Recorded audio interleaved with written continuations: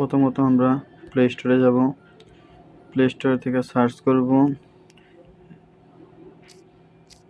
Election, এটা এসে পড়বো। আমি সার্চ করছিলাম, তো ইনস্টল করব।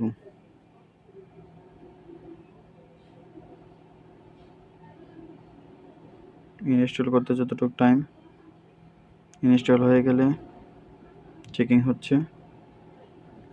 ওপেন ট্যাব, তারপরে ইংলিশ করে নেব বোঝার জন্য। যারা পারেন তারা বাংলা করে নিতে পারবে। তারপরে এবার হলো গিয়ে 13তম নির্বাচন। এইখান থেকে আপনি কোন এরিয়ায় আছেন? আমরা আছি হলো গিয়া গাজীপুর।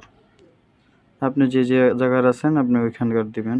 তবে গাজীপুর কত আসনে আছেন? আমরা আছি একে যাব।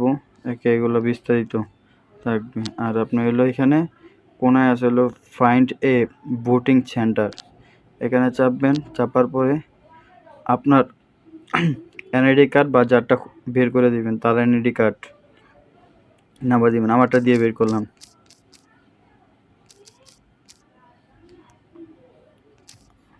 জন্ম সাল,